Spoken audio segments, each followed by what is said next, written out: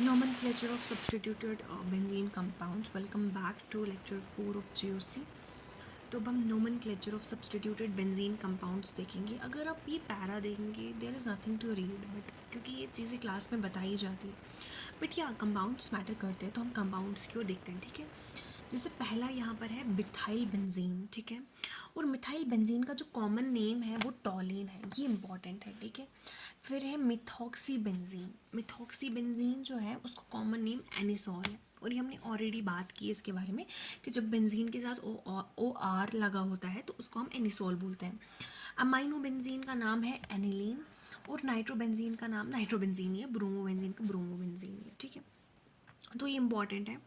उसके बाद अगर आप बेंजीन का नेमिंग नोमेनक्लेचर पैटर्न देखोगे कि पहले ब्रोमो पे 1 रखा है, दूसरे पे ब्रोमो पे 2 रखा है, तो 1,2 डाई ब्रोमो बेंजीन, फिर 1,3 dry bromo benzene, 1,4 die bromo benzene. ये IUPAC नेमिंग है. ठीक है, अब जैसे अब देखो एक और बेंजीन है 347 पेज पे ही जो सेकंड पैरा है उस पर देखो, जो जहाँ पर क्लोरीन NO2 और N2 लगा है. देखो पहले हम पोजिशनिंग करेंगे ऐसे कि वेरी शॉर्ट, मतलब बहुत कम लोकंट रूल जो है ना, लोएस्ट लोकंट रूल वैसा फॉलो हो तो बहुत कम नंबरिंग में आ जाए. लाइक अब क्लोरीन जो है उसको हम 1 2 3 4, अब हम करेंगे क्लोरीन को 1, फिर नाइट्रोजन NO2 को 2, फिर 3 और 4. अब बोल रहे हैं आधे से ज़्यादा बच्चे, मैम हमें तो पता ही नहीं है कि हमें तो NO2 को फर्स्ट रखना चाहिए. अगर फॉर एग्जांपल आप NO2 को फर्स्ट रखोगे तो 1 2 3 4 5 125 आएगा. ठीक है, ऐसा आएगा नंबर. लेकिन हमें यहाँ पर Cl पे जब हम 1 रखते हैं तो 124 आ रहा है. 124 लेस होता है और यहाँ पर फॉलो होता है रूल लोएस्ट लोकंट रूल, तो वो फॉलो हो रहा है. तो उस हिसाब से आप नेमिंग रखो. अब देखो अगर अब हम नेमिंग में तो नाइट्रो को भी पहले रख सकते थे, बट द थिंग इज हमें एबीसीडिकल अल्फ़ाबेटिकल ऑर्डर में लिखना होता है नेमिंग. तो क्लोरो C पहले आता है, उसके बाद N आता है, तो अब हम रखेंगे 1 क्लोरो 2 4 डाई नाइट्रो. 2 नाइट्रोजन है, 2 नाइट्रोक्साइड है, तो ऑब्वियसली 2 4 डाई नाइट्रो बेंजीन. ठीक है, क्लियर. वैसे दूसरे की भी नेमिंग की है, फिर तीसरे की भी की है. और यहाँ पर देखो, यहाँ पर जैसे कि अगर आप देखेंगे दूसरे में 2 क्लोरो 1 मिथाइल 4 नाइट्रोबेंजीन, इसमें भी पहले मिथाइल को पूरी प्रायोरिटी दी. क्यों दी है प्रायोरिटी मिथाइल को? क्योंकि मिथाइल दोनों से नज़दीक है और हमें लोएस्ट लोकल रूल को सबसे ज़्यादा प्रायोरिटी देनी है. उसके बाद आता है जैसे कि ये तीसरा डायग्राम, इसमें O मिथाइल है, मतलब कि इसमें एनिसॉल भी है, कंसेप्ट है. तो 2 क्लोरो आएगा, फिर 4 मिथाइल आएगा और एनिसॉल क्योंकि मीन है. ठीक है, फिर 4 इथाइल 2 मिथाइल एनालिन, फिर 3 4 डाई मिथाइल फिनॉल.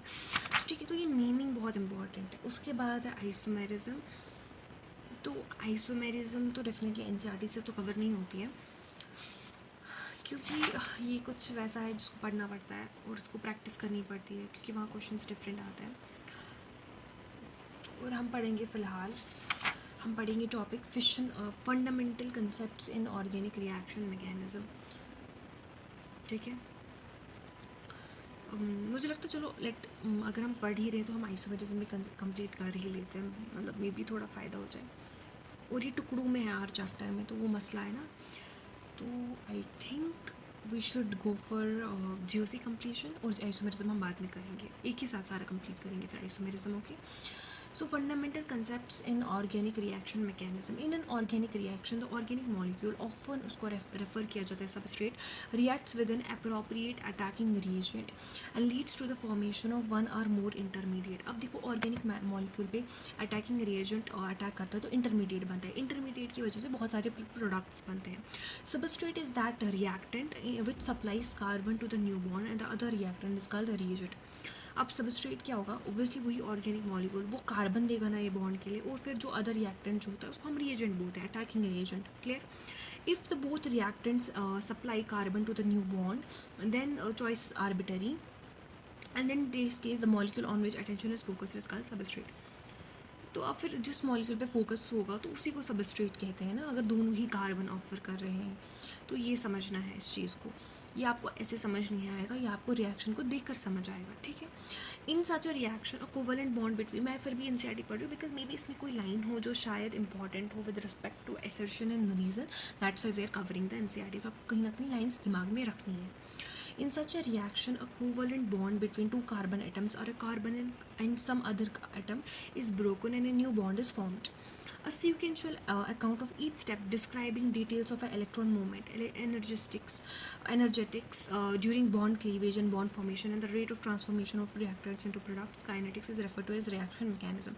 अब ये बोल रहे हैं what is reaction mechanism. Obviously एक अकाउंट है, एक सीक्वेंशियल अकाउंट है ईच स्टेप का, जिसमें क्या हो रहा है कि पहले बॉन्ड ब्रेक हो रहा है, फिर बॉन्ड फॉर्म हो रहा है, एंड कैसे एक रिएक्टेंट जो प्रोडक्ट में कन्वर्ट हो रहा है, वो रेट ऑफ ट्रांसफॉर्मेशन उसको डिस्कस करता है reaction mechanism. This knowledge of reaction mechanisms helps in understanding the reactivity of an organic compound and in planning strategy for their synthesis.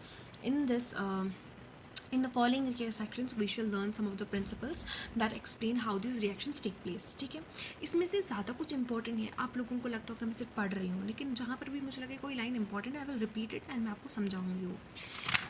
उसके बाद है फिशन ऑफ कोवलेंट बॉन्ड. एक covalent bond definitely जो होता है वो या तो हेटेरोलिटिक फिशन होगा, और आपको पता है कि अगर हेटेरोलिटिक फिशन है तो कार्बोकेटायन और कार्बोएनायन बनेगा, और अगर होमोलिटिक फिशन है तो फ्री रेडिकल है. बेसिक कंसेप्ट ये है. Let's read NCERT. In heterolytic cleavage, the bond breaks in such a fashion that a shared pair of electrons remains with one of the fragment. और जिस fragment के साथ वो रहता है उसको कार्बोएनायन कहते हैं, और जिसके पास नहीं रहता उसको हम कार्बोकेटायन बोलते हैं. After heterolysis, one atom has a sextet electronic structures and a positive charge, and the other valence octet with at least one lone pair and a negative charge. ठीक है. दस हेटेरोलिटिक क्लीवेज ऑफ ब्रोमोमीथेन. अगर हम bromomethane का देखेंगे तो ये bromo का इलेक्ट्रॉन जाते हैं तो भैया नेगेटिव बनता है, CH3 पॉजिटिव बनता है. तो ये क्या बोल रहा है कि जो एक एटम जो होता है उसके पास एक स्टेट ऑफ इलेक्ट्रॉनिक स्ट्रक्चर होते हैं और एक पॉजिटिव चार्ज होता है, बिकॉज उस बेचारे ने इलेक्ट्रॉन्स खोए हैं. और जो दूसरा होता है उसके पास एक लोन पेयर भी होता है और एक नेगेटिव चार्ज भी होता है. मतलब तुम सोच रहे हो उसके पास एक्स्ट्रा पेयर ऑफ इलेक्ट्रॉन होता है. ठीक है, इसने इलेक्ट्रॉन्स लिए हैं, अटेन किए हैं with at least one lone pair. Obviously lone pair obviously electron attain करता है तो उसके पास नेगेटिव चार्ज होता है. ठीक है. A species having a carbon atom possessing 6 state of electron and a positive charge, carbon cation, earlier उसको हम बोलते थे कार्बोनियम आयन. ओके, तो CH3 positive is known as methyl cation or methyl carbonium ion. Carbocations are classified as primary, secondary, tertiary depending upon whether 1, 2 or 3 carbons are directly attached to the positively charged carbon. तो हम इनको primary कह सकते हैं, tertiary कह सकते हैं, secondary, मतलब कितने कार्बन एटम्स के साथ लिंक्ड हैं उस हिसाब से हम उसको बोल सकते हैं कि कौन सा प्राइमरी कार्बोकेटायन है, सेकेंडरी है या टेरिशरी है. Some other examples of carbocation is ethyl carbocation, isopropyl carbocation, tertiary butyl cation, tertiary carbocation. Okay, carbocations are highly unstable and reactive species है. डेफिनेटली अनस्टेबल है. कार्बोएनाइन भी अनस्टेबल होंगे, कार्बोकेटाइन्स भी unstable होते हैं. अल्काइल ग्रुप जो directly attached होते हैं वो स्टेबलाइज करते हैं कार्बोकेटाइन को इंडक्टिव इफेक्ट के थ्रू और हाइपर कंजुगेशन इफेक्ट के थ्रू, जो आप आगे जाके पढ़ोगे. The observed order of carbocation stability is CH3 positive. देखो सबसे ज़्यादा स्टेबल कौन होगा, जिसको ज़्यादा इंडक्टिव इफेक्ट मिलेगा, तो टेरिशरी कार्बोकेटाइन सबसे ज़्यादा स्टेबल होगा, फिर सेकेंडरी होगा, फिर प्राइमरी होगा, फिर वो कार्बोकेटाइन होगा जिसके साथ कोई कार्बन ही लिंक्ड नहीं है. ठीक है. These carbocations have trigonal planar shape with positively charged carbon being sp2 hybridized. अब देखो अच्छे से सुनना बिकॉज इस पे क्वेश्चन आ चुका है. अब आप बोलोगे मैम आप स्ट्रेस करिए POVQs पे, हमें स्ट्रेस PYQs पे ही करना है, बट हमें सब कुछ कवर करना है. ओके, मैं कुछ ज़्यादा बोल रही हूँ. Let's continue. These carbocations have trigonal planar shape with positively charged carbon being sp2 hybridized. तो obviously carbocations की जो शेप होती है वो क्या होती है, sp2. और इनमें क्या होता है,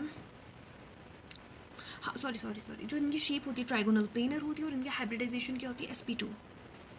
Thus the shape of CH3 positive may be considered as being derived from the overlap of 3 equivalent sp2. तो इसकी शेप कैसे मिली होगी, sp2 तीन इक्विवेलेंट ओवरलैप करती होंगी, उससे शेप बन रही होगी. That's defining feature of trigonal planar. तो इसमें क्या होता होगा कि इसमें जो कार्बन है उसका sp2 हाइब्रिडाइजेशन है और हाइड्रोजन का वननेस है, ये वो आपस में ओवरलैपिंग करके बनाते होंगे कार्बो ये शेप ट्राइगोनल प्लेनर.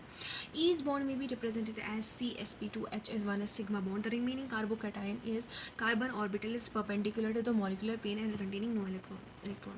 हर एक बॉन्ड जो होता है ना उसको हम रिप्रेजेंट करते हैं किसके साथ, CH बॉन्ड के साथ सिग्मा. और जो बाकी कार्बन ऑर्बिटल्स है जो फ्री होंगे, जिनमें मतलब जो खाली होंगे या जो बाकी जो बॉन्ड में लिंक्ड नहीं है, सॉरी जो बॉन्ड में इन्वॉल्व नहीं है, वो परपेंडिकुलर होंगे और उनमें कोई भी इलेक्ट्रॉन नहीं होगा. ठीक है.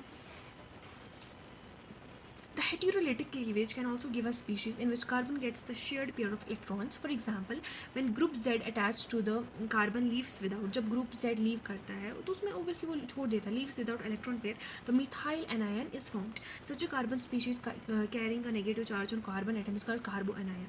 Carboanion generally sp3 hybridized, और इसका जो स्ट्रक्चर होता है डिस्टॉर्टेड टेट्राहेड्रॉन होता है. आपको इसको बहुत अच्छे से याद रखना है कि हमने जो पहले कार्बोकैटायन की स्ट्रक्चर देखा दैट वाज ट्राइगोनल प्लेनर, और उसमें हमने हाइब्रिडाइजेशन sp2 देखी थी. लेकिन जब हमने कार्बोएनायन की बात करी तो उसका जो स्ट्रक्चर है वो क्या है, स्ट्रक्चर है डिस्टॉर्टेड टेट्राहेड्रॉन, और जो शेप है वो क्या sp3, सॉरी उसका हाइब्रिडाइजेशन sp3 है, और डेफिनेटली शेप डिस्टॉर्टेड टेट्राहेड्रॉन है. ठीक है, मैं इसको carbanions are also unstable and reactive species. Unstable होते हैं, रिएक्टिव होते हैं. The organic reactions which proceed to heterolytic bond cleavage are called ionic और हेटेरोपोलर और पोलर रिएक्शन. ठीक है, ऐसी रिएक्शन को जिसमें हेटेरोलिटिक बॉन्ड क्लीवेज होता है उसको हम आयनिक बोलते हैं, हेटेरोपोलर बोलते हैं, या जस्ट पोलर रिएक्शंस बोलते हैं. ठीक है, तो homolytic cleavage, one of the electrons of the shared pair in the covalent bond goes with each of the bonded atoms. तो होमोलिटिक में एक एक ये मतलब ये थोड़ा म्यूचुअली होता है कि एक एक इलेक्ट्रॉन दोनों ले लेते हैं. Thus in homolytic cleavage the movement of a single electron takes place instead of an electron pair. Clear, the single electron movement is shown by half headed fish hook. तो फिश हुक सिंबल से इसको हम represent करते हैं कि सिर्फ एक ही electron गया. अगर फुल हेडेड होता तो मतलब दोनों ही इलेक्ट्रॉन्स गए हैं. हाफ हेडेड मतलब कि एक ही इलेक्ट्रॉन गया है. Such cleavage results in the formation of a neutral species which contains an unpaired electron. These species are called free radicals. Done. Like carbocations and carboanions, free radicals भी बहुत reactive होते हैं, मतलब डेफिनेटली ये भी unstable होते हैं. और होमोलिटिक क्लीवेज उसको हम ऐसे शो कर सकते हैं. देखो यहाँ पर इसने एनसीईआरटी में हीट टू लाइट दिखाया, मतलब कि इसने बोला है कि होमोलिटिक क्लीवेज होती है या तो उसको ले लाइट चाहिए या तो हीट चाहिए. आगे आप रिएक्शंस में देखोगे जहाँ पर हम फ्री रेडिकल्स रिएक्शंस करें वहाँ हीट और लाइट यूज़ किया गया है. वहाँ पर होमोलिटिक पहले फ्री रेडिकल वो बनाना पड़ता है बाई हीट और लाइट, और फिर बाद में हम रिएक्शन को कंडक्ट करते हैं. ठीक है, alkyl radicals are classified as primary, secondary, tertiary. बिल्कुल वैसे ही कितने कार्बन अटैच है उसके बेसिस पे. और ऑब्वियसली जैसे कार्बोकैटायन की स्टेबिलिटी डिपेंड करता है कितने कार्बन अटैच्ड है, वैसे ही जो टेरिशरी ब्यूटाइल फ्री रेडिकल वो सबसे ज़्यादा स्टेबल होगा. उसके बाद आइसोप्रोपाइल होगा, फिर इथाइल होगा, फिर मिथाइल होगा. Organic reactions which proceed bye homolytic fission called free radical, homopolar या नॉन पोलर रिएक्शन. ठीक है, ऐसी रिएक्शंस को जिसमें होमोलिटिक क्लीवेज होता है उनको हम फ्री रेडिकल रिएक्शंस बोलते हैं, होमोपोलर बोलते हैं, या नॉन पोलर रिएक्शन बोलते हैं. Done, clear. उसके बाद हमारे पास टॉपिक बचता है सबस्ट्रेट एंड रिएजेंट, रेजोनेंस, जो कि इंपॉर्टेंट है. फिर हमारा ऑलमोस्ट जो कंप्लीट है, लेकिन उसके बाद जो ये ना सब्स्टिट्यूशन, एडिशन, एलिमिनेशन, रिअरेंजमेंट, ये नहीं सॉरी मेथड ऑफ प्यूरिफिकेशन बहुत इंपॉर्टेंट है. लाइक मैं इसको बिल्कुल अच्छे से पढ़ाना चाहती हूँ. And then we have the quantitative and qualitative analysis of organic compounds, जो भी जो कि सच में इंपॉर्टेंट है. टू बी ऑनेस्ट ये बहुत इंपॉर्टेंट है. इंशाल्लाह we will cover GOC. Okay, thank you so much.